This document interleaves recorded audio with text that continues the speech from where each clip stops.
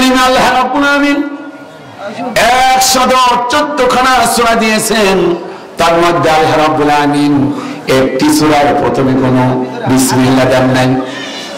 সব সূরায় বিসমিল্লাহ আছে, একটি সূরার মধ্যে আল্লাহ রাব্বুল আলামিন বিসমিল্লাহ দেন নাই। সেই সূরাটির নাম হলো সূরাতুত তাওবা। প্রশ্ন আসতে পারে, হুজুর কেন সূরা তাওবায় বিসমিল্লাহ দেওয়া হয় নাই? এই জন্য বিসমিল্লাহ দেওয়া হয় নাই, এই সূরা তাওবার মধ্যে আল্লাহ রাব্বুল আলামিন মুশরিক যারা, কাফির যারা, বাতিল যারা, বদ্দিন যারা, দিন নাই, তাদের উপর লানত দিয়েছেন। যেহেতু বিসমিল্লাহ হলো বরকতের জন্য, এই জন্য আল্লাহ রাব্বুল আলামিন বিসমিল্লাহ দিয়ে শুরু করেন নাই। তবে মনে রাখবেন, কেউ যদি পূর্ব সূরা থেকে পড়া শুরু করে তাহলে মাঝখানে বিসমিল্লাহ বলার দরকার নাই। কিন্তু সর্বপ্রথম যদি সূরা তাওবা থেকে শুরু করে দেয় তাহলে তাকে অবশ্যই বিসমিল্লাহ বলতে হবে। সুবহানাল্লাহ। এই বাচ্চারা কথা বলতেছে, তিনজন তিন জায়গায় দেন। এই বললেন কিন্তু সুবহানাল্লাহ সরাই দেন না, ধমক দিবেন না, আদর করে। ওই বসে গেছে, ওই ভবিষ্যৎ আমাদের। আলহামদুলিল্লাহ বলেন। কইরে খালিদ কইরে অমর, এসেছে নতুন বদর, করি সেই দিগ্বিজয় নবীন মুজাহিদ। এখনো কি গাইতে হবে ঘুম ভাঙানো গীত? বলি আমিন। ছোট বাচ্চাদের ভালোবাসবেন, এই বাচ্চারাই আমাদের সম্পদ। চিল্লা সুবহানাল্লাহ বলেন।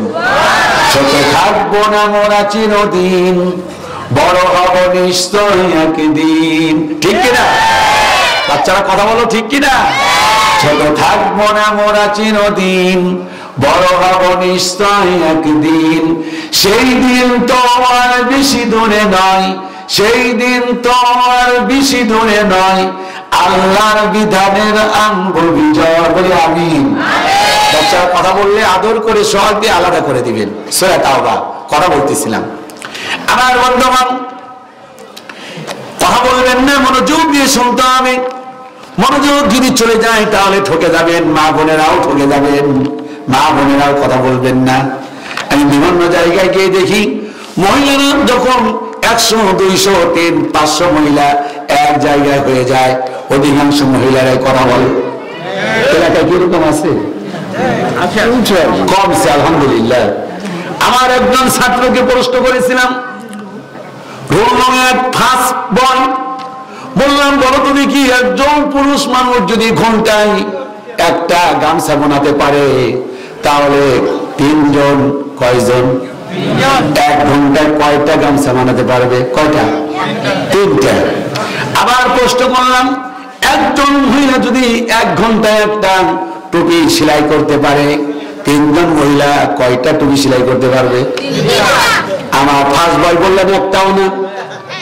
আমি বললাম কারণ কি? বললেন হুজুর এই কারণে স্যার পারবে না, ওনারা তো বসে গিয়ে গেলে আলাপ করবে, আলাপ করতে করতে সময় শেষ, আবার টুপি বানাবে কখনো? টুপি বানানোর সময় বাই করি আলাপ করো, কি বুঝি তোর কি খবর, তোর ভাতা কি কইছে, তোরে না কইছে, কথা বলে এরকম আছে কি? আরে কিন্তু সভাপতি মহোদয় অত্যন্ত জ্ঞানী মানুষ, উনি বলেছেন যে না আগে ছিল, আগে এরকম আর এখন নাই। আলহামদুলিল্লাহ, খুব ভালো। তাহলে আমি আলোচনা করবো সূরা তাওবা। আল্লাহ রাব্বুল আলামিন সূরা তাওবা 111 আয়াতে আল্লাহ পাক কি সুন্দর কথা বলেছেন, মনোযোগ দিয়ে শুনেন। ইন্নাল্লাহা আশতারা মিনাল মুমিনিনা আনফুসাহুম ওয়া আমওয়ালাহুম বিআন্না লাহুমুল জান্নাহ। আল্লাহ পাক বলেন, নিঃসন্দেহে আমি আল্লাহ রাব্বুল আলামিন ইশতারা ক্রয় করে নিলাম, কিনে নিলাম, মিনাল মুমিনিনা মুমিনদের কাছ থেকে, আনফুসাহুম জান, ওয়া আমওয়ালাহুম মাল। জবাব দেন কয়টা বস্তু? জবাব একদম পান্তা ভাতের মতো হয়েছে, গরম ভাতের মতো জবাব দেন কয়টা? মাশাআল্লাহ। সব সময় গরম ভাত থাকবে তো না পান্তা ভাত থাকবে নাকি? পান্তা ভাতের মতো হবে না। কয়টা বস্তু? 1 নাম্বার এই তো পান্তা ভাত দিতে আগে গরম ভাত হইলে বুঝি। 1 নাম্বার হলো জান, মানে সুর দেখতেছেন আপনারা, মানে সুর টেস্ট করতেছেন নাকি? না ভাই, এইভাবে তো ওয়াজ হবে না। কিছুই মনে রাখবেন না, কারণ আমি বলে যাবো অন্ধ লোকের মতো ওয়াজ, এটা পছন্দ না। আবার মনোযোগ দিয়ে শুনুন। আল্লাহ পাক বলেন, নিশ্চয় আমি আল্লাহ রাব্বুল আমিন কিনে নিলাম, ক্রয় করে নিলাম, মিনাল মুমিনিনা, মুমিনদের কাছ থেকে। জবাব দেন, কার কাছ থেকে? আনফুসাহুম, এক নাম্বার হলো জান, ওয়া আমওয়ালাহুম, দুই নাম্বার হলো মাল। আল্লাহ পাক বলেন, বিআন্না লাহুমুল জান্নাহ, বিনিময় আমি আল্লাহ তাআলা তাদেরকে জান্নাত দান করব। সুবহানাল্লাহ। সহজ সরল অনুবাদ বলে নেই, এরপর তাফসীরের দিকে যাব। এবার আল্লাহ পাক কর্মসূচি দিচ্ছেন, ইকাতিলুনা ফি সাবিলিল্লাহ। কর্মসূচি হলো আল্লাহর পথে সংগ্রাম করতে হবে, আল্লাহর পথে জিহাদ করতে হবে। আল্লাহ পাক বলেন, জিহাদের ময়দানে ফায়াকুতুলুনা ওয়া ইউকতালুন, কাজ করতে হবে দুইটা। জিহাদের ময়দানে কাজ করতে হবে কয়টা? দুইটা। আর কয়টা বস্তু আল্লাহ তাআলা কিনে নিলেন? দুইটা। এক নাম্বার জান, মাশাআল্লাহ। দুই নাম্বার মাল। আর জিহাদের ময়দানে কর্মসূচি কয়টা? এক নাম্বার হলো ফায়াকুতুলুন, এক নাম্বার হলো জিহাদের ময়দানে শত্রুপক্ষকে মারতে হবে, মারতে হবে। দুই নাম্বার ওয়ায়ুকতালুন, মারতে গিয়ে প্রয়োজনে তোমার জীবনটাও দিয়ে দিতে হবে। আমার কথা কি একদম ক্লিয়ার, পানির মতো বুঝতেছেন? একদম পানির মতো বুঝা যায় নাকি? হ্যাঁ, তাহলে কথা বলা যাবে না। এবার আল্লাহ পাক বলেন, ওয়াদানা আলাইহি হাক্কান, আল্লাহর ওয়াদা সত্য। আল্লাহর ওয়াদা সত্য। ওয়াদানা আলাইহি হাক্কান ফিত তাওরাতি ওয়াল ইনজিলি ওয়াল কুরআন। আসমানি কিতাব হলো চারটা, এখানে তিনটা কিতাবের নাম বললেন, তিনটা কিতাবের নাম বললেন। ওয়াদানা আলাইহি হাক্কান ফিত তাওরাতি ওয়াল ইনজিলি ওয়াল কুরআন। একটা আসমানি কিতাবের নাম বলেন নাই, সেই কিতাবটার নাম কি? জাবুর। মাশাআল্লাহ, ভালো তো জ্ঞান আছে আপনাদের। আল্লাহ পাক বলেন, এই ওয়াদাগুলো তাওরাতেও লিখে দিয়েছি, ইনজিলেও বলেছি, কোরআনেও বলেছি। এবার আল্লাহ পাক নিজেই তার ওয়াদার ব্যাপারে শক্ত মজবুত কথা বলতেছেন। ওয়ামান আওফা বিআহদিহি মিনাল্লাহ, আল্লাহর চাইতে ওয়াদা বাস্তবায়ন করার ক্ষেত্রে পৃথিবীতে আর কে হতে পারে? সুবহানাল্লাহ। আল্লাহ পাক বলতেছেন, ওয়ামান আওফা বিআহদিহি মিনাল্লাহ ফাস্তাবশিরু, তবে মনে রেখো, সুসংবাদ হলো বিবাইয়িকুমুল্লাযী বায়াতুম বি, যা যা তুমি আল্লাহর কাছে বেচাকেনা করছো, এই বিষয়টা তোমরা যদি ঠিকমতো করো তবে তোমাদের জন্য হলো নিশ্চিত সুসংবাদ। চিল্লা বলুন সুবহানাল্লাহ। ওয়া যালিকা হুয়াল ফাওজুল আযীম। ভাইজান, এখানে দাঁড়িয়ে কথা বলা যাবে না, তুই শব্দ করা যাবে না, আমি সব তামসা দেখতেছি। তোমাদের মতো অসংখ্য হাজার হাজার ছাত্র এক ধমকে ঢাকা থেকে বক্তা ডেকে না দাঁড়িয়ে থাকো, লজ্জা করা উচিত। তামসা দেখতে আসতে হবে, লাশ শরম নেই কিছু না।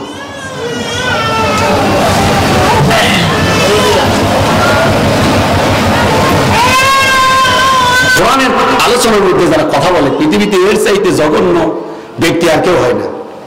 এরা ডাইরেক্ট কাফের। ডাইরেক্ট কি? আপনি বিশ্বাস হয় না? কাফেররা চায় না যে কোরআনের আলোচনা হোক, অলগাও ফি, গোলমাল করো। যারা করে সব কাফের হয়ে যায়, আর মুসলমান থাকে না। নাউজুবিল্লাহ পড়বেন না? মুসলমান আর থাকে না, যেন মাহফিলে গ্যাঞ্জাম সৃষ্টি করে। কথাটা কার?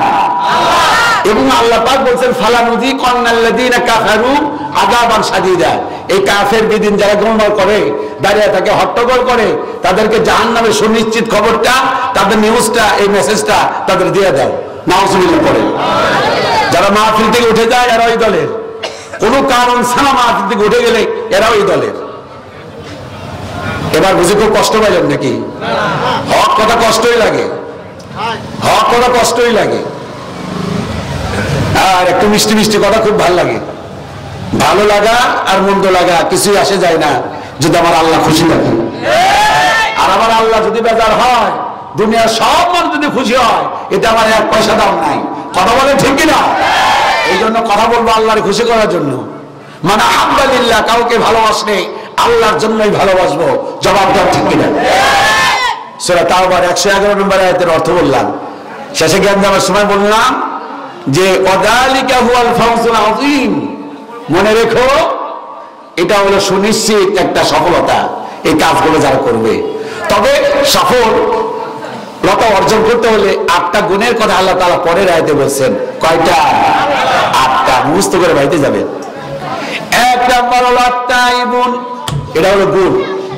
সফলতা হলে আগের কর্মসূচির সাথে আরো 8টা যোগ হবে, তাহলে কয়টা হলো? 10টা। তাও বলে না। 8টার সাথে যদি 2টা হয় 10টা হয়, তাও বলতে চান না। মানে পারেন ঠিকই, বলতে চান না। আগে ছিল 2টা, পরে হলো 8টা। কয়টা হলো? 1 নাম্বার, এটা হলো 3 নাম্বার, আর আয়াতের শুরুতে 1 নাম্বার। 1 নাম্বার হলো আত-তাইবুন, বেশি বেশি করে তাওবা করা। আল-আবিদুন, 2 নাম্বার হলো বেশি বেশি করে ইবাদত করা। 3 নাম্বার হলো আল-হামিদুন, বেশি বেশি করে আল্লাহর প্রশংসা আদায় করা। আস-সাইহুন, 4 নাম্বার হলো বেশি বেশি করে দ্বীনের দাওয়াত তাবলীগ মানুষের কাছে পৌঁছে দেওয়া। 4টা। আবার বলছি, দেখি হতে বাড়ির জনগণ কত সচেতন, কে বলতে পারে তাই তো দেখবো, তারে আমি দাঁড় করিয়ে দিব। দাঁড় করিয়ে বলবো দাঁড়ান, আর সবাইকে বলবো ওনারে সালাম জানান, কারণ উনি হলো 1 নাম্বার শ্রোতা। সুবহানাল্লাহ। আজকে কে কে দাঁড়ায়, দাঁড়ানোর যোগ্যতা কার কার অর্জন হয়, আমি এটাই দেখবো আজকে। আমি জানি আমি টার্গেট দিচ্ছি একজন পারবে, এটা আমি বুঝে ফেলছি। এরপরে দেখি 1 নাম্বার আত-তাইবুন, বেশি বেশি তাওবা করা। আল-আবিদুন, বেশি বেশি করে ইবাদত করা। 3 নাম্বার হলো আল-হামিদুন, বেশি বেশি করে প্রশংসা করা। 4 নাম্বার হলো আস-সাইহুন, দ্বীনের দাওয়াত দেওয়া, তাবলীগ করা। এবার বলবো আরো 4টা। 5 নাম্বার হলো আর-রাকিউন, বেশি বেশি করে রুকু করা। আস-সাজিদুন, 6 নাম্বার হলো বেশি বেশি করে আল্লাহকে সিজদা দেওয়া। 7 নাম্বার হলো আল-আমিরুনা বিল মারুফি ওয়ান নাহুনা আনিল মুনকার। 7 নাম্বার হলো সৎ কাজের আহ্বান করা, অসৎ কাজ থেকে মানুষকে ফেরানো। 8 নাম্বার, লাস্ট নাম্বার হলো আল-হাফিজুনা লিহুদুদিল্লাহ, আল্লাহর সীমাকে রক্ষা করা। আল্লাহর সীমা কি? আল্লাহর সীমা হলো পুরুষ মানুষ টাকনুর নিচে কাপড় পরবে না, এটা হলো একটা সীমা। পুরুষ মানুষ দাড়িগুলো ছেড়ে দিবে, গোঁফগুলো কম রাখবে, ছোট ছোট রাখবে, এটা হলো একটা সীমা। আরো সীমা হলো নারীরা হলো টাকনুর উপরে কাপড় পরবে না, টাকনুর নিচে পরবে, এটা হলো নারীদের একটা হলো সীমা। আল্লাহ সীমা, এগুলো কি আল্লাহ সীমা? নারীরা ঢিলে ঢালা পোশাক পরবে, এরপর পর পুরুষের সামনে যাবে না, নারীদের এটা হলো একটা সীমা। নারীদের আরো সীমা হলো স্বামীর খেদমত করবে, ফরজ সালাত কখনো ছেড়ে দিবে না। তারপর পর্দার কথা তো বললাম, পর্দা করবে। আর হলো রমজান মাসের সিয়াম পালন করবে, এগুলো হলো সীমা। 8 নাম্বারের একটু ব্যাখ্যা বললাম, সুযোগ হলে কিন্তু সবার ব্যাখ্যাই বলবো, কিন্তু শর্ত হলো একটাই, একদম চুপ মেরে থাকতে হবে, কোনো টু শব্দ করা যাবে না। ইনশাআল্লাহ বলেন। আচ্ছা, এই যে আলোচনা যে করতেছি ভালো লাগতেছে তো? 100-তে 100। তাহলে জোরে সোরে যাদের ভালো লাগতেছে, যাদের তারা বলেন আলহামদুলিল্লাহ। যাদের ভালো লাগে না তারা বলেন নাউজুবিল্লাহ। নাউজুবিল্লাহ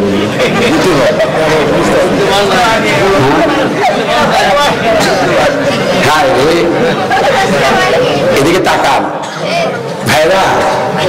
আমাকে এক মুসল্লি, আমি অনেকদিন আগে মুহূর্তে করতাম, হুজুর একবারে ফিনিশ করে ফেলেছি, আঞ্চলিক ভাষা বলতেছে। কি করছে? ফিনিশ। ফিনিশ মানে কি? একদম শেষ। আমি এলাকায় তো শেষ বল, একদম শেষ করে ফেলেছি। তো বললাম কি শেষ করছেন আপনি? হুজুর 12 হাত সাপ। কয় হাত? একদম আধা ঘন্টা করে পিটেছি। তো উনি ফজর নামাজ পড়ে নাম যাই, এক কাজ করি 7টা দিকে আসি গে। পরে আমরা 15-20 জন নামাজ পড়ে ফজর নামাজ পড়ে গেছি, গিয়া দেখি যে কিসের সাপ মারছে, দড়ি পিটেছে। এটা কি শেষ হয়েছে? এক লোক কয় হুজুর আপনার জাল সাপ কোন যা ছিঁড়ে গেছে, সব ভালো লাগছে। এত সুন্দর জালসা তাফসীর শুনি নাই, কিন্তু হুজুর একটা জিনিস বুঝি নাই, যে ইউসুফ জুলাইখার কাহিনী বললেন, আসে যে জুলাইখা ওটা ছেলে না মেয়ে তা তো বুঝলাম না। আচ্ছা বলেন তো দেখি কিছু বুঝছে? কিচ্ছু বুঝে নাই। এরকম যদি হয় যে না বুঝি নাই, নাউজুবিল্লাহ করছি, তাহলে তো সমস্যা। আর যদি ঝুঁকে ঝুঁকে বলেন তাহলে ভিন্ন কথা।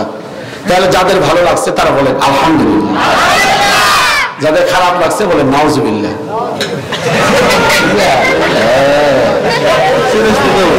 এত বলার পরেও নাউজুবিল্লাহ।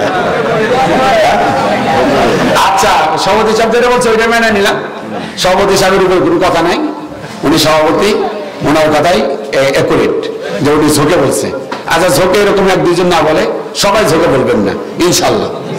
এবার জোরে সোরে একটা তাকবীর দেন, লিল্লাহি তাকবীর। এবার মুসলমান জবাব দেন, আপনারা আছেন যতক্ষণ, আমি আছি ততক্ষণ। গতকালকে তাফসীর ছিল আমার গাইবান্ধায়, বিশ্বাস করে 3.25 ঘন্টা আলোচনা করছি। মানুষ যায় না এখানে সময় হিসাবে আসতে, এটাই কোরআনের আকর্ষণ। সুবহানাল্লাহ। কিসের আকর্ষণ? আজকেও সেটা হবে ইনশাল্লাহ। আয়াত শেষ হবে আর এক আয়াত আসবে, আসেন তো ইনশাল্লাহ। তাহলে জবাব দিন মুসলমানের মতো, আমি কোন সূরা থেকে আজকে তাফসীর করব? সবাই বলেন কত নম্বর আয়াত? 111 এবং 112। 111 এবং 12 থেকে আমি অনুবাদ করেছি। এবার মৌলিক আলোচনায় চলে যাব, বলি ইনশাআল্লাহ। আবার মূল কথায় যাচ্ছি। আল্লাহ পাক বলেন, আমি নিঃসন্দেহে নিশ্চয় আমি আল্লাহ তাআলা জান এবং মাল ক্রয় করে নিলাম। জবাব দেন, ক্রেতা যিনি কিনেন তাকে বলা হয় ক্রেতা, আর যিনি বিক্রয় করেন তাকে বলা হয় বিক্রেতা। আর মাঝখানে যে জিনিস দিয়ে লেনদেন হয় তাকে বলা হয় মাধ্যম। তাহলে 3টা জিনিস। আর যাদের কাছ থেকে কিনবেন তাদেরকে বলা হয় হলো কি কাস্টমার। কি বলা হয়? কাস্টমার। আমি 4টা জিনিস দেখবো যে বুঝছে কারা কারা। আমি 1 নাম্বার জানবো হলো ক্রেতাকে, পরে বলবো, জবাব দিবেন পরে। প্রশ্ন 4টা করবো, 40 মার্কের। 1 নাম্বার হলো ক্রেতাকে, 2 নাম্বার বলবেন হলো বিক্রেতাকে, 3 নাম্বার বলবো বিনিময়, আর 4 নাম্বার বলবো কাস্টমার কারা। কাস্টমার না, কাস্টমার বললে ভুল হবে। কাস্টমার নয়, বরং যিনি যার কাছ থেকে ক্রয় করা হয়, যার কাছ থেকে ক্রয় করা হয় তাকে কি বলা হয় আপনাদের ভাষায়? বিক্রেতা, তাই না? তাহলে জবাব দিন। এবার পোস্টার ছুড়ে দিলাম 4টা। 1 নাম্বার বলেন ক্রেতাকে আল্লাহ, মাশাআল্লাহ। আরো জোরে বলেন ক্রেতাকে মাশাআল্লাহ। 10-এ 10 পেয়েছেন। এবার জবাব দিতে হবে মুসলমানের মতো। গতকালকে মাহফিলে মানুষ ছিল কম পক্ষে 5000, জবাব দিয়েছে মাত্র 5-7 জন। এখানে তো এত মানুষ হবে না, দেখে এখানে কয়জন জবাব দিতে পারে। এবার 2 নাম্বার প্রশ্নে অধিকাংশ জায়গায় ভুল করে। আপনারা কি করবেন জানি না, এখানে প্রশ্ন ছড়ে দিলাম, মেহেরবানি করে বলেন বিক্রেতা কারা? মাশাআল্লাহ, বোঝা গেল এখানে কোয়ালিটি গাইবান্ধা চাইতে ভালো। এই জন্য তো আলহামদুলিল্লাহ বললেন না আপনারা। এইখানে একটু বললাম না যে এই সোজা বরকত বেশি, এই সোজাই জবাব দিচ্ছে। মাশাআল্লাহ, লিল্লাহি তাকবীর। আবার রিপ্লাই করি। 1 নাম্বার ক্রেতা কারা? ক্রেতাকে। বিক্রেতা কারা? এবার জবাব দিন মুসলমানের মতো, বিনিময় কি? বিনিময় কি? আরো জোরে, বিনিময় কি? জান্নাত। মাশাআল্লাহ, বিনিময় ভাইজান এদিকে আসেন। গোলাপ ভাই, আমি চিনি ছাড়া বলছিলাম, অনেক বেশি চিনি হুজুর খাবে দেখে বেশি করে চিনি দিচ্ছে। আলহামদুলিল্লাহ, একটু চিনি ছাড়া একটু জিকির করুন, লা ইলাহা ইল্লাল্লাহ, জোরে। আমার বন্ধুগণ, এবার মনোযোগ দিয়ে শুনতে হবে। ক্রেতা হলো আল্লাহ পাক, বিক্রেতা হলো মুমিন। এবার ঝটপট জবাব দিবেন। গতকাল কেউ গাইবান্ধায় জবাব দিতে পারে নাই, জবাব দিয়েছে উল্টা পাল্টা। এখানকার মানুষ কি করে, আবার আজকের কথা কালকে রানী শঙ্কর বলবো, বুঝলেন? বলবো হলতে পারেন লোক এই কথা করছিল। এবার জবাব দিতে হবে মুসলমানের মতো। মুমিনদের কাছ থেকে আল্লাহ পাক কিনে নিবেন। এই মুমিন হওয়া সহজ না কঠিন? কঠিন। গতকালকে গাইবান্ধার লোক কি সহজ? আমি একটা জিনিস টেস্ট করলাম, আলহামদুলিল্লাহ এখানে শ্রোতা কম হলেও কোয়ালিটি অনেক ভালো। নাম করা বিশ্ববিদ্যালয়, নাম করা স্কুলগুলোতে ছাত্র সংখ্যা কম থাকে, কিন্তু কোয়ালিটি সম্পন্ন ছাত্র থাকে। তাহলে সে তুলনায় আজকে আপনারা সৌভাগ্যবান, আমি সৌভাগ্যবান, আলহামদুলিল্লাহ। মুমিন হওয়া বড় কঠিন।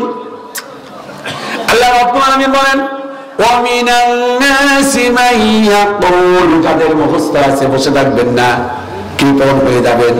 যাদের মুখস্থ আছে তারা গলা ছেড়ে বলবেন, ওয়ামিনান নাসি মান ইয়াকুলু আমান্না। কার মুখস্থ নাই? আমান্না বিল্লাহি ওয়া বিল ইয়াউমিল আখির ওয়া মা হুম বিমুমিনিন। আল্লাহ পাক বলেন, মানুষদের মধ্যে এক শ্রেণীর লোক বলে আমরা ঈমান এনেছি। আমরা কি এনেছি? ওয়া বিল ইয়াউমিল আখির, আখিরাতের প্রতি বিশ্বাস স্থাপন করেছি। আল্লাহ পাক বলেন, ওয়া মা হুম বিমুমিনিন, আসলে তারা মুমিন না। অনেক লোক আছে দেখবেন শুধুমাত্র জিকির করে, আজকার করে, এলাকায় গাঞ্জা, আফিম, ইয়াবা, ট্যাবলেট বিক্রয় করে, ট্যাবলেট খায়, তারপর নারীবাজি করে, আজে বাজে কাম কোকাম করে, তাস খেলে, জোয়া খেলে। হাজী সাহেব মাথায় টুপি দিয়া আল্লাহ আল্লাহ জিকির করে, মসজিদে যায় আর বাড়িতে যায়। আছে না নাই?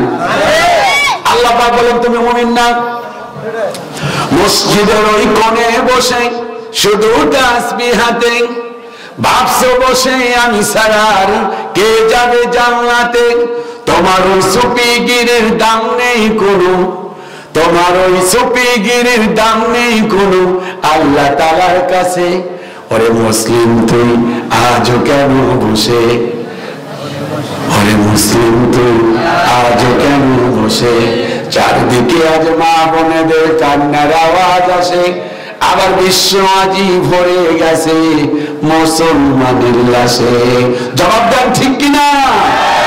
মুমিন না, মুখে ঈমান আনছি, আখিরাতে বিশ্বাস স্থাপন করেছি। আল্লাহ পাক বলেন, তুমি মুমিন না, তুমি মুমিন নও। আমার বন্ধুগণ, মুমিন হতে হলে কি হতে হবে? মুমিন হওয়ার কিছু শর্তাবলী, মুমিন হওয়ার কিছু গুণাবলী আজকে এখন আলোচনা করব।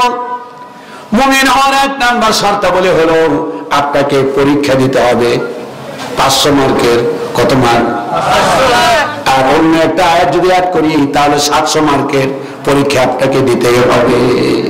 700 মার্ক, 7টা কঠিন পরীক্ষা। খুব মনোযোগ দিয়ে শুনেন। মনোযোগ আছে তো? তাফসীর শোনার মতো মনোযোগ আছে তো? আমি কিন্তু ওয়াজ করতেছি, ওয়াজ মানে নসিহত, কিন্তু তাফসীর ভিত্তিক। যাদের ভালো ব্রেন, কোরআন বোঝার মতো জ্ঞান আছে, বিবেক আছে, খুবই মজা লাগবে। আর এক শ্রেণীর লোক, সভাপতি সাহেব কালকে ভালো লাগবে না, বেশি বুঝি না, সুবিধা নেই, কি গভীর কথা বললো। মনোযোগ রাখেন, ইনশাল্লাহ হবে। 7টা পরীক্ষা। কয়টা? 7টা। আল্লাহ পাক বলেন, আহাসিবান নাসু আইয়ুতরাকু, তোমাদের কি ধারণা আইয়ুতরাকু আমি আল্লাহ পাক তোমাদেরকে এমনি ছেড়ে দেব? আল্লাহ পাক বলেন, আইয়াকুলু আমান্না, মুখে তোমরা বলবে আমরা ঈমান এনেছি, অহুম লা ইফতানুন, আমি কি তোমাদেরকে পরীক্ষা করব না? আল্লাহ পাক বলেন মুমিন হতে হলে এক নাম্বার শর্ত হলো তোমাকে পরীক্ষা দিতে হবে। বিশ্বনবীর কাছে একজন সাহাবী এলেন, নব মুসলিম এসে ইসলাম কবুল করলেন। কবুল করলেন। নবীজি বললেন তুমি কি ইসলাম কবুল করেছো? বললেন হুজুর আমাকে মুমিন হওয়ার কিছু শর্তাবলী বলেন। আল্লাহ নবী বললেন শোনো, তুমি যে ঈমান এনেছো বুঝে না বুঝে? বললেন হুজুর আমি তো বুঝেই ঈমান এনেছি। আল্লাহ নবী বললেন শোনো, তুমি যে ইসলাম কবুল করেছো বুঝে না বুঝে? লোকটি বললেন হ্যাঁ আমি বুঝেই এনেছি। নবীজি বললেন দেখো আগে বুঝো। হুজুর বুঝেই ঈমান এনেছি। আল্লাহ নবী বললেন শোনো, তুমি যদি বুঝে ঈমান এনে থাকো তাহলে পিঠের মধ্যে সালা বাঁধো। পিঠের মধ্যে কারণ কি? মার খেতে হবে। আপনি মুমিন হবেন জান্নাতে যাবেন, মার খাওয়ার কোনো চিন্তা নাই। বসে বসে জিকির করতে করতে জান্নাতে যাবেন। বিশ্বাস করেন মুসলমান, জান্নাত এত মামু বাড়ি না। জান্নাতে যেতে হলে আল্লাহ পাক বলেন 7টা দাবি তোমাকে অবশ্যই পূরণ করতে হবে। কয়টা? 7টা। আল্লাহ পাক বলেন 1 নাম্বার হলো আনা হাসিবতুম আন তাদখুলুল জান্নাতা ওয়ালাম্মা ইয়ালামিল্লাহুল্লাযীনা জাহাদু মিনকুম ওয়া ইয়ালামাস সাবিরিন। আম হাসিবতুম আন তাদখুলুল জান্নাহ, তোমাদের কি ধারণা এমনি তোমরা জান্নাতে চলে যাবে? এত সহজ ব্যাপার না। কে বলছেন? আল্লাহ। এত সহজ ব্যাপার না। আল্লাহ এরকম জিকির করে না? করে কি না? তারা বলেন না কেন করে না? ওরা মনে করে আমরা জিকির করে সব জান্নাতে চলে যাব। জিকির করেন ভালো কথা, অন্যায়ের প্রতিবাদ করবেন না। আপনি খারাপ কাজ দেখলে আপনি মুখ ফিরে যাবেন আর একদিকে, হবে না। আম হাসিবতুম, তোমাদের কি ধারণা এমনিতেই তোমরা জান্নাতে চলে যাবে? আল্লাহ পাক বলেন কখনো নয়। জান্নাতে যাওয়ার প্রাককালে তোমাকে প্রথমত 1 নাম্বার হলো আল্লাহ পাক বলেন 1 নাম্বার ওয়ালাম্মা ইয়ালামিল্লাহুল্লাযীনা জাহাদু। 1 নাম্বার জিহাদ করতে হবে। 7টার একটা 100 মার্কের পরীক্ষা। এবার যদি বলে কে কে জিহাদ করেছেন, অনেকেই বলবেন যে হুজুর জিহাদ করবো কার সাথে? এখানে তো কাফের নাই, বেদিন নাই। জিহাদ মানে অন্যের বিরোধিতা করা। জিহাদ মানে এই যে আমি হক কথাগুলো বলতেছি, এটাই একটা জিহাদ। আপনি ধৈর্য সহকারে এখানে বসে গিয়েছেন যে কোরআনের কথাগুলো শুনবো, এই দিয়ে আমার এই সমাজটাকে পরিচালনা করব, এটা একটা জিহাদ। হাতের মধ্যে কলম আছে, ফেসবুকে আপনি অন্যায়ের বিরুদ্ধে লিখলেন, এটাও একটা জিহাদ। এরপরে আপনি আর একটা আছে সশরীরে জিহাদ। আল্লাযীনা আমানু ইউকাতিলুনা ফি সাবিলিল্লাহ। এই যারা ঈমানদার তাদের উচিত আল্লাহর পথে জিহাদ করা। ওয়াল্লাযীনা কাফারু, আর যারা কাফের আর যারা বেদিন, ইউকাতিলুনা ফি সাবিলিত তাগুত, তাদের সংগ্রাম করে তাগুতের পক্ষে। হোয়াট ইজ তাগুত? তাগুত হলো মানুষের বানানো আইন, মানুষের রচিত আইন। মানুষের রচিত আইনের উপরে জিহাদ করে, সংগ্রাম করে। আর যে ব্যক্তি ঈমানদার সে আল্লাহর জমিনে আল্লাহর দ্বীন প্রতিষ্ঠা করার জন্য জিহাদ করে। সেই দলে আছি তো আমরা। কে কে আছেন আপনারা এখন তো দেখি ইনশাআল্লাহ। লিল্লাহি তাকবীর। 7টার কয়টা বললাম? একটা বলছি মাশাআল্লাহ। 2টা কয় কি অ্যাডভান্স? 7টার একটা বললাম। 1 নাম্বার হলো জিহাদ। 1 নাম্বার কি? সাহাবারাও জিহাদ করেছেন, প্রাণপণে জিহাদ করেছেন। সাহাবারা রক্ত দিয়ে জিহাদ করেছেন, জীবন দিয়ে জিহাদ করেছেন, জান দিয়েছেন, মাল দিয়েছেন, কেউ পিছপা হন নাই। যার যা ছিল তা দিয়ে জিহাদ করেছেন। আল্লাহর নবী মুতার প্রান্তরে মুসলমান মাত্র 3000, আর কাফের সৈন্য হলো 2 লাখ। সাহাবায়ে কেরাম জানতেন যে না, এই 2 লাখের বিরুদ্ধে সহজে পারা সম্ভব না। এরপরেও তারা জীবন দিয়ে প্রাণপণ যুদ্ধ করেছেন, জিহাদ করেছেন। চিল্লায়ে বলুন আল্লাহু আকবার। মুসলমান কখনো সংখ্যায় বিজয় লাভ করে নাই। মুসলমান বিজয় লাভ করেছে ওর ঈমান দিয়া। মুসলমান বিজয় লাভ করেছে আল্লাহর উপর ভরসা নিয়া। ওয়া আলাল্লাহি ফাতাওয়াক্কালু ইন কুনতুম মুমিনিন, তোমরা যদি মুমিন হয়ে থাকো তাহলে এক নাম্বার কাজ হলো আমি আল্লাহর প্রতি তাওয়াক্কুল করো, ভরসা করো।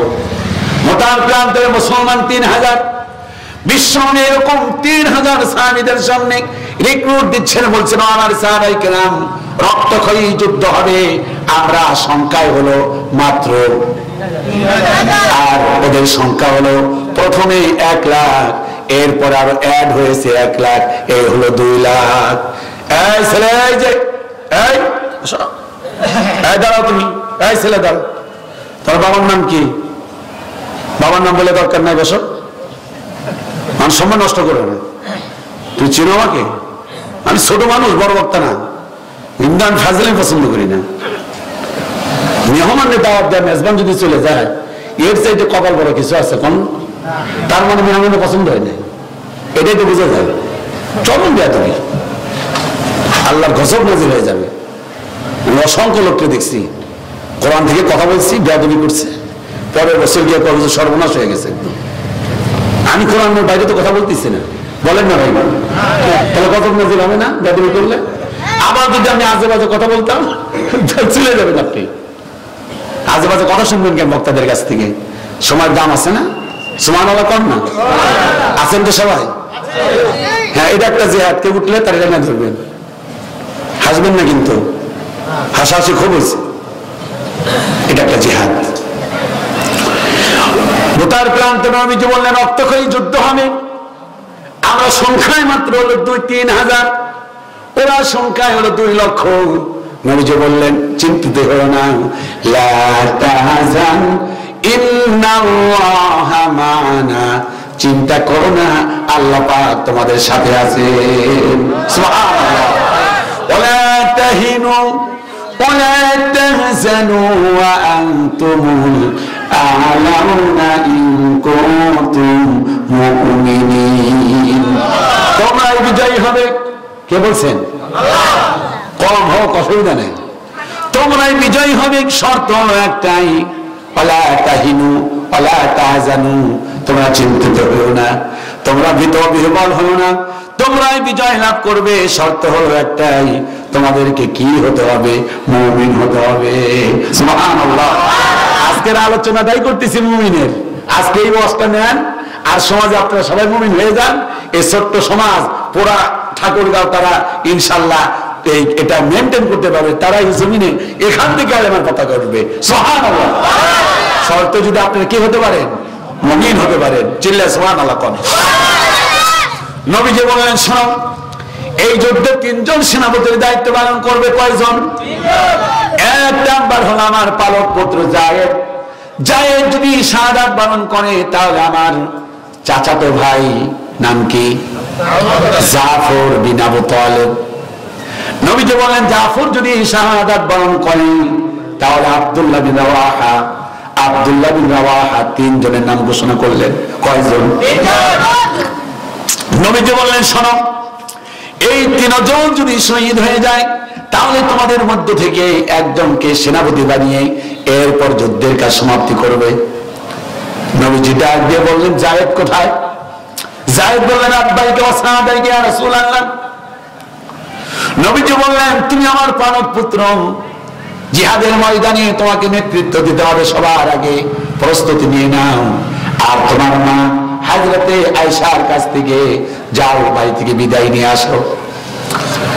আর যায়েদ বললেন ইয়া রাসূলুল্লাহ, মেহেরবানি করে আমার সালামটুকুন আম্মা জান আয়েশার কাছে পৌঁছে দিবেন, বাড়িতে যাওয়ার দরকার নাই। তিনি যুদ্ধের পোশাক পরে নবীজিকে সালাম জানিয়ে বললেন আসসালামু আলাইকুম ইয়া রাসূলুল্লাহ, চলে যাই, হয়তোবা আর কোনোদিন এই পৃথিবীতে আপনার সাথে দেখা হবে না। দেখছেন ঈমান কারে বলে? নবীজি বললেন জাফর কোথায়? জাফর বললেন হুজুর এই যে আমি বললেন স্ত্রী সন্তানের বিদায় নিয়ে আসো। উনি বাড়িতে গেলেন, বাইরে গিয়ে দেখলেন স্ত্রী সুন্দর করে কোরআন তেলাওয়াত করতেছেন। স্ত্রীকে বললেন কোরআন তেলাওয়াত বন্ধ করো। স্ত্রী কোরআন তেলাওয়াত বন্ধ করলেন, সালাম দিলেন, আসসালামু আলাইকুম। নবীজি মোতার প্রান্তরে আমাকে সেনাপতির দায়িত্ব দিয়েছেন, প্রাণ ভরে দোয়া করো আমি যেন মোতার প্রান্তরে শাহাদাত বরণ করতে পারি। স্ত্রী বললেন, আরে তুমি কি বলো?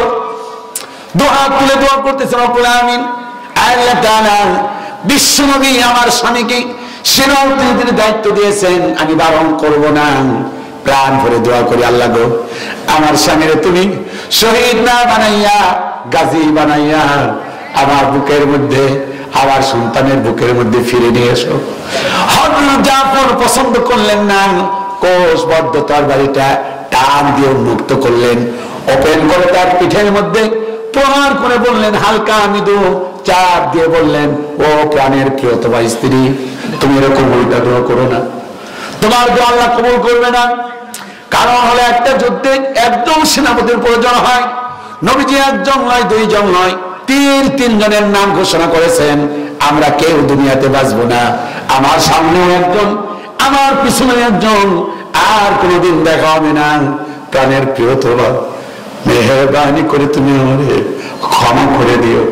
বিদায়কালীন সময় একটা কথাই বলি গো প্রাণের স্ত্রী, আমার দুইটা কলিজা টুকরা সন্তান রেখে গেলাম, পুত্র সন্তান, মেহেরবানি করে দুটো সন্তানকে আল্লাহর পথের মুজাহিদ বানিয়ে দিও।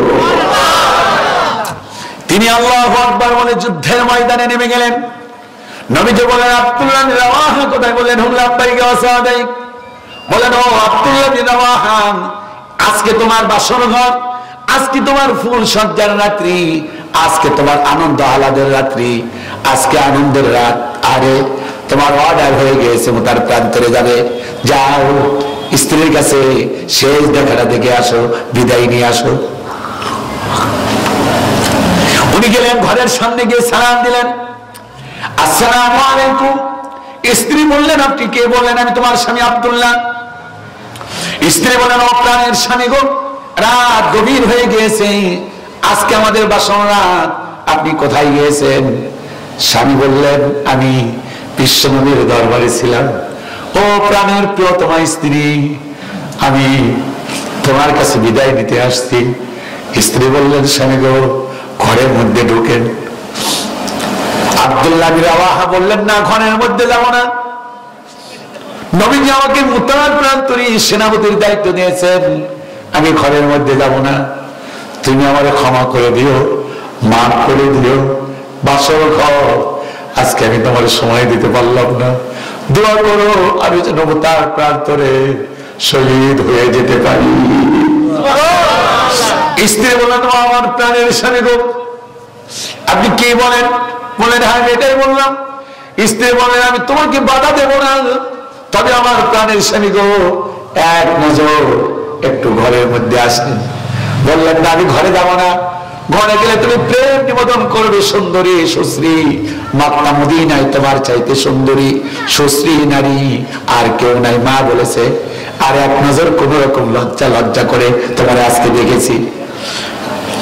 স্ত্রী বলেন, আল্লাহর কসম করে বলে প্রেম নিবেদন করো না। স্বামী বললেন, তাহলে কেন তুমি ঘরের মধ্যে ডাকো? আমার ভালো করে মনে নাই, কিয়ামতের দিন রক্ত মাখা শরীর নিয়ে যখন আপনি হাসরের ময়দানে উঠবেন, আপনার চেহারাটা দেখে আমি যেন চিনে নিতে পারি। স্বামী বললেন, শোনো, আমার চেহারা দেখার প্রয়োজন নাই, তুমি যদি ধরতে পারো, করে ইখতিয়ার করতে পারো, এমনিতে আল্লাহ রাব্বুল আমিন তোমার সঙ্গে আমার পরিচয় করিয়ে দিবেন। আল্লাহু আকবার।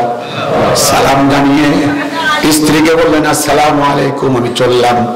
তার প্রান্তরে রক্তক্ষয়ী যুদ্ধ হচ্ছে, একদিকে 2 লাখ আর একদিকে হলো মাত্র 3000।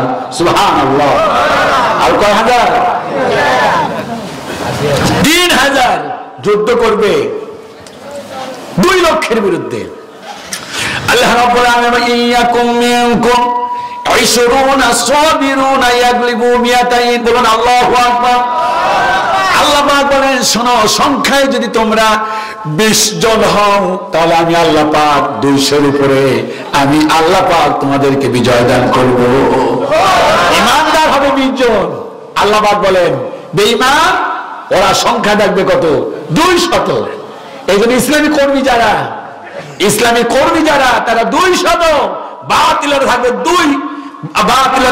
2000, আর ইসলামের কর্মীরা থাকবে 200। এরপরে 2000 তারা পরাভূত করবে। চিল্লা কি সুবহানাল্লাহ বলবেন না? যুদ্ধ শুরু হয়ে গেছে। যুদ্ধ করতে করতে এক পর্যায়ে হযরত যায়েদ তিনি শাহাদাত বরণ করলেন। হযরত জাফর তিনি তরবারি হাতে নিলেন। তরবারি হাতে নিয়ে সাহাবীদেরকে উল্লেখ করে বললেন, সামনে আগাও। এগিয়ে যাচ্ছেন কাফেরদের বিরুদ্ধে জিহাদ করতে করতে এক পর্যায়ে তার হাতের মধ্যে এমন করে আঘাত করা হলো, হাতটা উড়ে চলে গেল। এক হাত দিয়ে কালেমার খোঁচাতে বলাকে ধরে নিলেন। কালেমার খোঁচাটা এক হাতে ধরে নি, বাহু দিয়ে কোন রকম তলোয়ারটা বুকের মধ্যে নিয়ে, যেহেতু তিনি সেনাপতি, হাত কাটলে তো আর কিছুই হবে না, তাকে সামনেই যেতে হবে। সামনে আসেন বিধায় বুকের মধ্যে একের পর এক এসে তীর বিঁধতেছে। হযরত জাফর তীর খায়, তাও তিনি পিছপা হন না। হাতের মধ্যে আঘাত করলো। আঘাত করার পর বুখারী এবং মুসলিমের মধ্যে এসেছে হাতটা একদম কেটে ছিঁড়ে যায় নাই, কোন রকম বেঁচে আছে। এবার যুদ্ধের ময়দানে বারবার কষ্ট হচ্ছে, হাতটা বারবার ডিস্টার্ব দিচ্ছে। বুখারী এবং মুসলিমের একটি বর্ণনায় এসেছে হযরত জাফর হাতটা পায়ের নিচে রেখে টান দিয়ে তিনি ছিঁড়ে ফেললেন, বুকের মধ্যে জড়িয়ে ধরলেন, পায়ের মধ্যে আঘাত করলো। হযরত জাফর তিনি জমিনে শুয়ে পড়লেন। পাশে ছিলেন আল্লাহর নবীর একজন সাহাবী আব্দুল্লাহ ইবনে মাসউদ রাদিয়াল্লাহু তাআলা আনহু, তাকে ডাক দিয়ে বললেন, ও আল্লাহর নবী সাহাবী, মেহেরবানি করে আমার বিদায়ী সালাম নবীজির কাছে পৌঁছে দিও, কারণ আমার নাকের ডগার মধ্যে আমি জান্নাতের সুঘ্রাণ পাচ্ছি। এই বলে তিনি দুনিয়া থেকে বিদায় নিয়ে নিলেন। হযরত আব্দুল্লাহ ইবনে মাসউদ বলেন, তার হাতগুলো এক জায়গায় করলাম, পাটা বিচ্ছিন্ন হয়ে গেছে, দুই পা এক জায়গায় করলাম। ভালো করে খেয়াল করে দেখলাম বুকের মধ্যে একটা না দুইটা না, শুধু বুকের মধ্যে 80টা তীর এই বুকের মধ্যে বিঁধে আছে। এরপরেও জাফর তিনি পিছপা হন নাই। উনি বলেন, আমি দাফন কাফনের কাজ শেষ করলাম, রাতের বেলায় দেখলাম সবুজ পাখা নিয়া জান্নাতের মধ্যে এরকম ঘুরে বেড়াচ্ছে। আমি বললাম, ও আল্লাহর নবীর সাহাবী, আল্লাহ পাক তোমার সঙ্গে কেমন আচরণ করেছে? উনি বললেন, আরে যা চেয়েছি সব পেয়েছি, তোমার কোনো আশা আছে নাকি? আমার আশা একটাই, আল্লাহ যদি আরেকটা বার শক্তি দিতেন, কাফেরদের বিরুদ্ধে জিহাদ করে আবার শহীদ হয়ে যেতাম। জাফর বিদায় নিয়ে চলে গেলেন। বাকি আছে একজন। কয়জন? নাম কি বলেন? আবু তালেব বলছি আমি। আব্দুল্লাহ ভুলে গেলে কেমন বলবো? এত হাজার হাজার টাকা খরচ করে ওয়াজ দিচ্ছে। বক্তা তো দেশেরই ছিল। এই হরিপুরে বক্তা কম নাকি? ঢাকা থেকে কি দরকার ভাই আমাকে আনা? আনলে উত্তর দিলেন না, তো আমার তো যাওয়ার সময় ভালো লাগবে না। রাগ করলেন নাকি? কথা যুক্তি আছে না? কথা ঢাকার বক্তা না দরকার কি? এলাকার বক্তা দিয়ে ওয়াজ করতেন, উত্তর পারতেন, উত্তর না পারলে না পারতেন, নিজেকে বলতে তো আয়োজন করার কি না, ফুলও লাগেছে, আবার নর্মাল দিতেন। ওদের শ্রোতা যেভাবে তাদের নর্মাল দিলে ঠিক আছে। সাজাইলেন বউটা খুবই, বউ কালা কুটকুটা, কি দরকার কি? আবার কালো, নবীজি বলছেন কালোর মধ্যে আলো আছে। কালো বলতে সে কালো বলি নাই, আপনি বুঝছেন তো কালো কোনটা? চরিত্র ভালো নেই, সাজাই যে ঠিক মতো। এই সাজায় কোনো বউর কোনো দরকার আছে? কত আসলটাই ঠিক নাই। কথা বলেন না কেন আপনারা? একটু রাগ করলাম, রাগ করবেন না, জবাব দিতে হবে। 3 নাম্বার হলো আব্দুল্লাহ বিন রাওয়াহা, সুবহানাল্লাহ। তিনিও শহীদ হয়ে গেছে, শেষ হয়ে গেল। এবার নবীজি বলেছেন, 3 জন যদি শহীদ হয়ে যায় তাহলে তোমাদের মধ্য থেকে একজনকে সেনাপতি বানাবে। এবার কাকে সেনাপতি বানাবে? এক খুঁজতে খুঁজতে বারবার একজনের দিকে চোখ গেল, তিনি আর কেউ নেন। 8ম হিজরিতে ইসলাম কবুল করেছেন। এর পূর্বে সব যুদ্ধে তিনি ইসলামের বিরোধী ছিলেন। না, খালিদ ইবনে ওয়ালিদ। খালিদ ইবনে সব সময় যুদ্ধের মুসলমানের বিরুদ্ধে, যেখানে খালিদ ইবনে ওয়ালিদ সেখানে বিজয়। সবাই বলেন খালিদ তুমি অস্ত্র ধরো। অনেক লোক আছে দেখবেন বিরোধী দল করলে কয় না এতে কাজ হবে না, ও বিরোধী। আরে ভাই বিরোধীটাই কি হয়েছে? তুমি ইসলামী দল করো, লোকটা বিরোধিতা করে তার সঙ্গে ভালো আচরণ করো। বলা যায় না চেঞ্জ হয়ে গেলে তার হাতে কালেমার পতাকা এক সময় শোভা পাবে। কথা বলেন ঠিক কিনা? এরকম বিরোধিতা করা ঠিক না। খালিদ ইবনে ওয়ালিদকে তিনি দায়িত্ব দিলেন, তিনি দায়িত্ব নিবেনই না। আমাদের দেশে দুই ধরনের দল দেখতে পাই। এক দল হলো দায়িত্ব নেওয়ার জন্য, পদ নেওয়ার জন্য,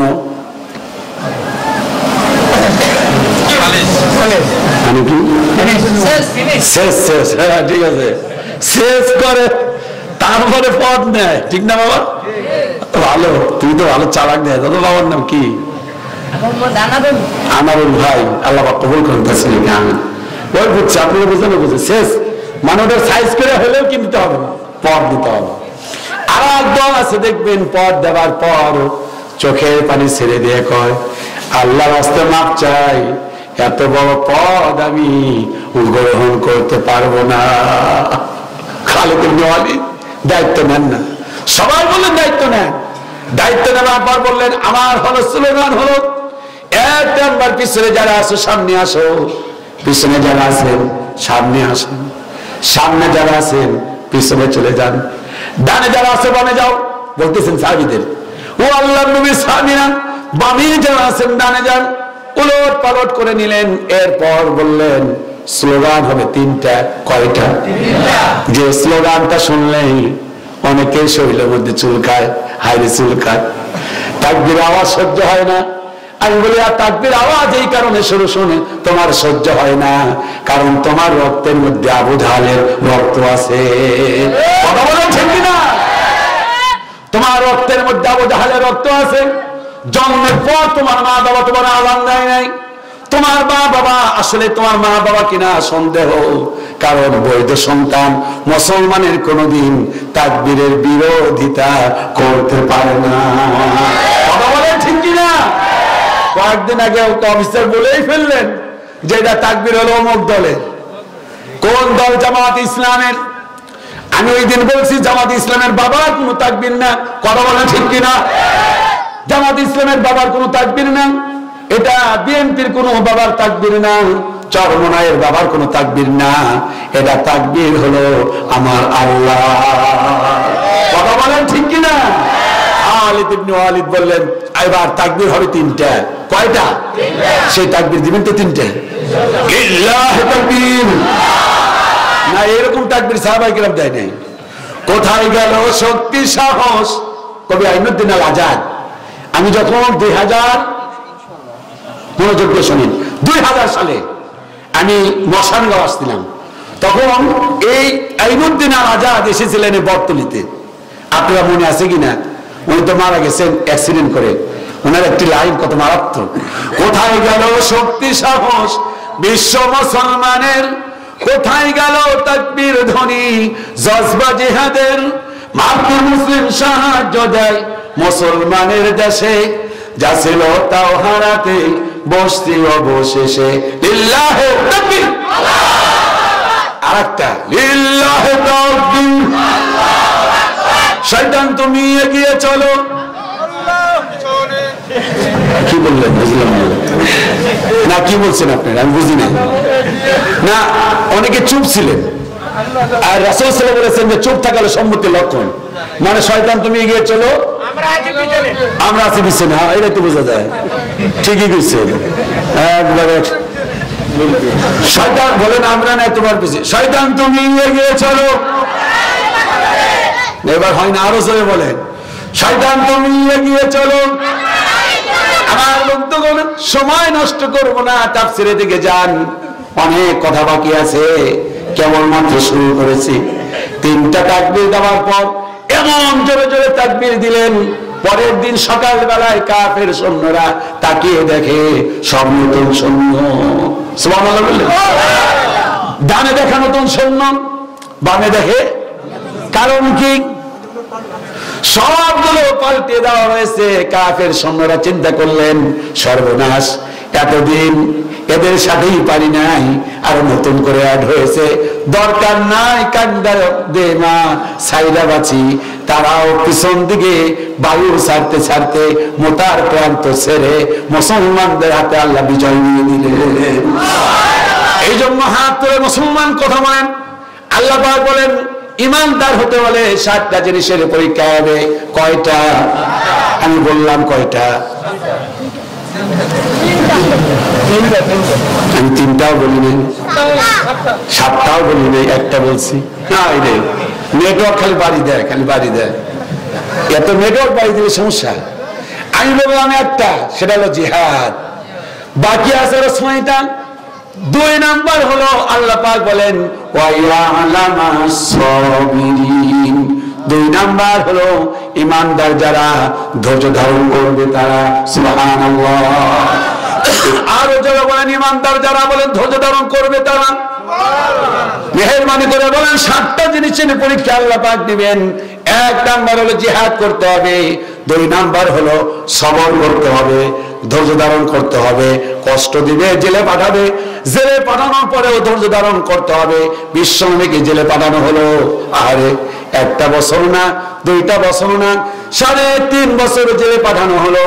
নবীজি ধৈর্য ধারণ করলেন, আল্লাহ পাক বিশ্বনবীকে বিজয় দান করলেন। সুবহানাল্লাহ। আমার বন্ধুগণ তাকিয়ে দেখুন এই কোরআন আল কারীমে সবর। এখন আলোচনা করতেছি কিসের উপরে? সবরের উপরে। সবর, কোরআন তো অবশ্যই সবরের উপরে। লোকমান তিনি ছিলেন কালো, বেটে ছিলেন, খাদা ছিলেন। এই লোকটার নামে আল্লাহ পাক কোরআন কারীমে একটা সূরা দিয়েছেন।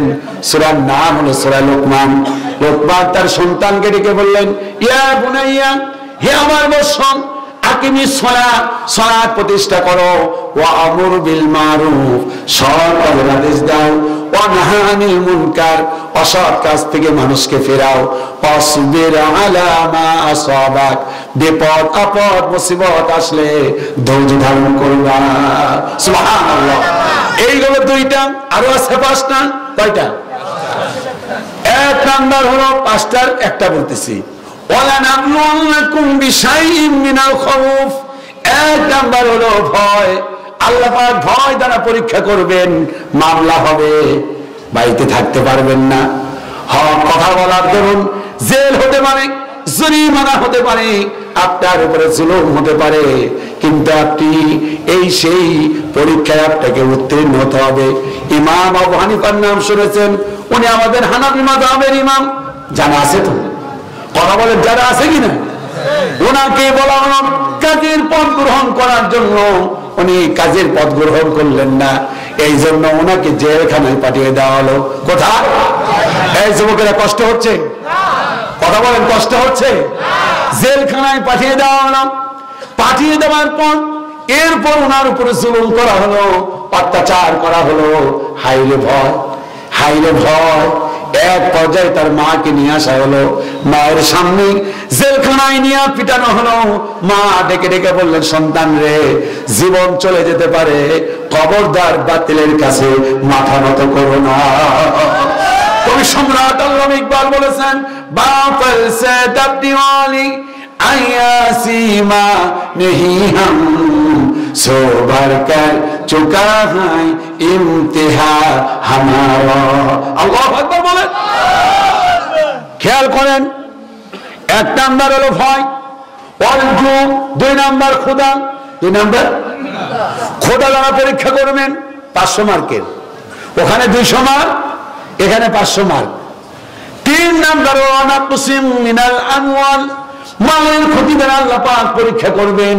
ওয়াল আনফুস, এবং আল্লাহ পাক বলেন যে আমি আল্লাহ পাক জানের ক্ষতি দ্বারা, মালের ক্ষতি, জানের ক্ষতি, আর সামারাত, শস্যের ক্ষতি, এই 5টা ক্ষতি দ্বারা আল্লাহ পাক মানুষকে, ইমানদারদের পরীক্ষা করবেন। সুবহানাল্লাহ। এবার হাত তুলেন, হাত তুলেন, সবাই হাত তুলেন। এবার 7টা পরীক্ষা আল্লাহ যদি আমাদের দেয়, যারা মেনে নিতে রাজি আছেন তারা একটু বলুন আল্লাহু আকবার। হাত নামান আমার বন্ধুগণ।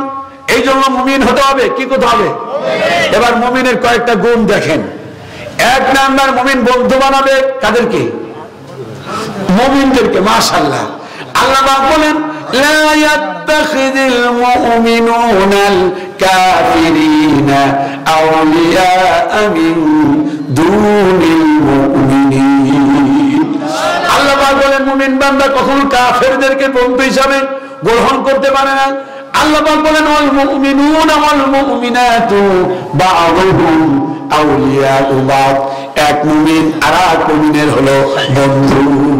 সুবহানাল্লাহ। এই যে ভাইজান এই যে চলে যাচ্ছেন, মিথ্যা কথা বলে চলে যাবে, তাহলে বিচারটা কিন্তু আল্লাহর কাছে। খুব সতর্ক, আসলেন বুঝতে হবে আপনাকে। এক লোক মিথ্যা কথা বলছে, সেটা নাই বললাম। আমি এক জেলায় গেছি, জেলার নাম বললাম না, বলছি সভাপতি সাহেব আছে, উনি প্রস্রাব বলে 1 আঙ্গুল, পায়খানা হলে 2 আঙ্গুল। বাজার টাকা পয়সা গুলো ওখানে যে এই খাতাটা নিয়ে বাসায় গিয়ে করেন না, এখানে একসাথে 2টা হবে না, যে কোনো একটা হবে, অথবা শব্দ ছাড়া বলতে হবে। এক লোক দেখি 3 আঙ্গুল চলছে কম। তাই বললাম তো কি ভাই 3 আঙ্গুল কেন? কবে যে প্রস্রাব করবো পায়খানা করবো টান দিবে, এই জন্য 3 আঙ্গুল চলছে। এইরকম আমি বললাম যে এই কাজটা করে ঠিক হয়েছে, সত্যি কথা বলে দিছি, সত্যি কথা বলে দিছে উনি।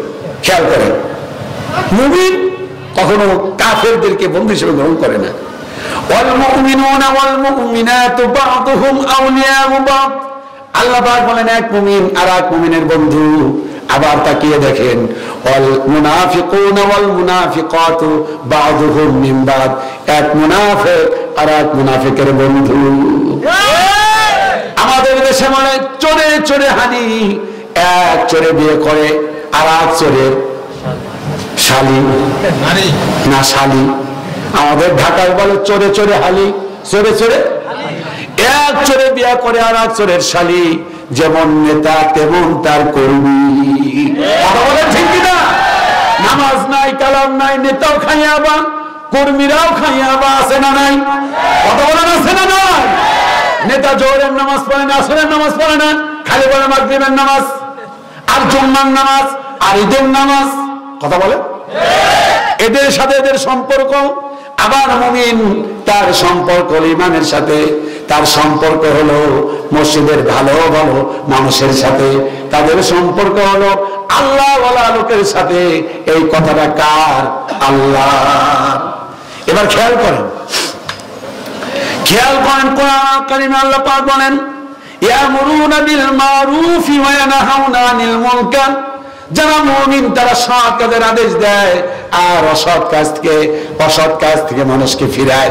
আর মুনাফিক হলো ইয়ামুরুনা বিল মুনকার, খারাপ কাজের আদেশ দেয়। কি কাজে? ওয়া ইয়ানহাউনা আনিল মারুফ, আর সৎ কাজের বাধা দেয়। তাফসীর মাহফিল 144 ধারা, তাফসীর মাহফিল বন্ধ করে দেয় মুনাফিকরা। জবাব দেন ঠিক কিনা? মুমিন কখনো তাফসীর মাহফিল বন্ধ করতে পারে না, মুমিন কখনো ওয়াজ মাহফিল বন্ধ করতে পারে না। মুমিন ওয়াজ মাহফিল তো বন্ধ করবে দূরের কথা, মুমিন ওয়াজ মাহফিলে প্রয়োজনে 1000 টাকাও দিতে রাজি। আর মনে মনে বলে আরে কবে তোমাদের মাহফিল হবে, সেই দিন বক্তার ওয়াজ শুনবো।